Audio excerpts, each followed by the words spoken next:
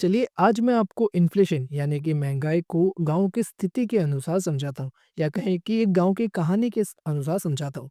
एक गाँव है रामपुर। रामपुर में सारी चीजें बढ़िया चल रही थी। अगर यहाँ आपको 500 रुपए में एक महीने का राशन मिल जाया करता था। लेकिन एक दिन गाँव के दूध वाला शामू शामू ने दूध में 4 रुपए बढ़ा दिए। अब जब गाँव वालों ने पूछा कि दूध में 4 रुपए क्यों बढ़ा दिए, तो शामू कहता है कि चारा महंगा हो गया है और पेट्रोल के दाम भी बढ़ गए, इसलिए उसने दूध के दाम भी बढ़ा दिए। यहाँ पर आता है इन्फ्लेशन का पहला कॉन्सेप्ट,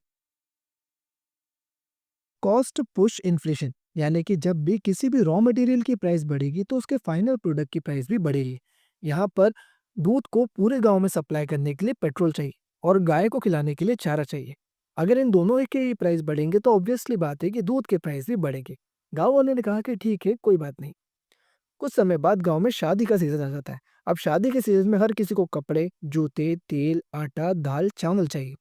गांव के दुकानदारों ने देखा कि सप्लाई यानी कि सामान तो बहुत कम है और लेने वालों की संख्या ज्यादा है, तो उन्होंने रेट बढ़ा दिए, जिससे गांव में ओवरऑल महंगाई बढ़ गई। पहले दूध के दाम बढ़े और अब सारी चीजों के दाम बढ़ने लगे। इससे गांव में ओवरऑल महंगाई यानी हर चीज महंगी होना शुरू हो गई। इससे गांव वाले बहुत परेशान हो गए। बट कुछ समय बाद गांव में सरकार ने एक फैक्ट्री लगाई, जिससे हर किसी को जॉब मिली, अच्छी सैलरी मिली और अच्छा बोनस मिलने लगा।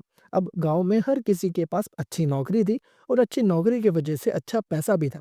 अब आपको लग रहा होगा कि गाँव वालों की तो मज़े ही मज़े, पर ऐसा नहीं है। देखिए, सप्लाई तो अभी भी उतनी ही थी जितनी यहाँ थी, तो सप्लाई अभी भी कम है और अब डिमांड ज़्यादा है, डबल है। क्यों? क्योंकि अब पहले किसी के पास पैसा था और किसी के पास नहीं था, किंतु अब सबके पास पैसा है, इसलिए अब रेट डबल तेज़ी से ऊपर जा रहे हैं। गाँव वालों का कहना था कि भैया उनकी इनकम बढ़ी है, अच्छी बात है, पर उनके खर्चे भी उतनी ही रफ्तार से बढ़ गए हैं। अब गाँव वालों को समझ में नहीं आ रहा था कि क्या करें? ऐसे में कुछ गाँव के समझदार लोगों ने सोचा कि अगर ऐसा ही चलता रहा तो उनकी सेविंग्स, जो उनकी बचत है, वो तो पूरी तरह से खत्म हो जाएगी। इसीलिए उन्होंने अपने पैसे गोल्ड या फिर रियल एस्टेट में इन्वेस्ट करना शुरू किए। अब ये बात गाँव का सुनार जानता था कि जितनी ज़्यादा गाँव में महँगाई बढ़ेगी, उतना ही सोने का दाम भी बढ़ेगा। क्योंकि यहाँ पर गाँव में लोग पैनिक की सिचुएशन में अपनी सेविंग्स से सोना या फिर ज़मीन खरीदना शुरू कर दिए, जो कि एक अच्छा स्टेप था। यहाँ तक तो फिर भी ठीक था, किंतु अब आता है नेक्स्ट इन्फ्लेशन का टाइप, हाइपर इन्फ्लेशन। एक साल गाँव में बारिश कम हुई। बारिश कम होने की वजह से फसल कम हो गई। पहले ही गाँव में सप्लाई कम थी, अब ऊपर से बारिश कम हुई तो फसल और कम हो गई। यानी कि सप्लाई जो बहुत लो हो गई और इस वजह से जो इन्फ्लेशन थी वो बहुत ज़्यादा बढ़ गई। क्योंकि गाँव में हर किसी के पास पैसा है, अब हर कोई पैसे से चीज़ें खरीदना चाहता है। इसी वजह से जो गेहूँ के दाम हर महीने में चेंज हो रहे थे, वो अब हर 10 दिन में चेंज होने लगे। अगर ऐसे ही सप्लाई कम होती जाएगी तो दाम जो है वो हर घंटे भी चेंज हो सकते हैं। अब फाइनली परेशानी इतनी बढ़ गई थी कि गाँव की पंचायत को बीच में आना पड़ा और गाँव की पंचायत ने 3 अहम फैसले लिए।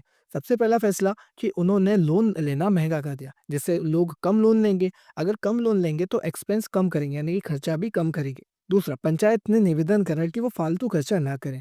गाँव के लोग जो चीज़ें ज़रूरत की है वही चीज़ें खरीदें और फालतू चीज़ों को ना खरीदें।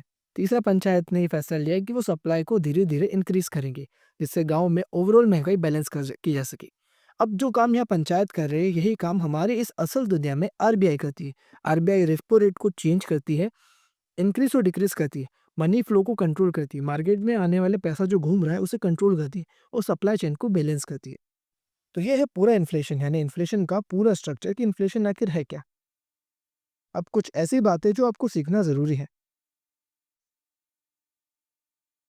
इन्फ्लेशन कभी भी धीरे-धीरे नहीं बढ़ती। देखिए, हमने भी देखा गाँव में पहले दूध के दाम बढ़े, उसके बाद शादी के सीज़न में कुछ और दाम बढ़े और उसके बाद हाइपर इन्फ्लेशन आई जब सप्लाई बहुत ज़्यादा कम हो गई। एक दूसरा point, more income it's not equals to more relax. गाँव के लोगों ने सोचा कि जब उनकी सैलरी अच्छी हो गई है तो अब उन्हें महँगाई का कोई डर नहीं। पर ऐसा नहीं है।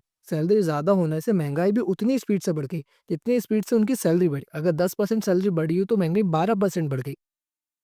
तीसरा, इन्फ्लेशन ईट सेविंग। देखिए, एक बात बहुत अच्छी थी कि गाँव के लोग जानते थे कि इन्फ्लेशन अगर ऐसे ही बढ़ती रही यानी महँगाई ऐसे ही बढ़ती रही तो ये हमारी बचत को खा जाएगी। इसलिए उन्होंने एक स्टेप लिया और अपने पैसे को गोल्ड या रियल एस्टेट में इन्वेस्ट किया। चौथा point, inflation is good for countries economy.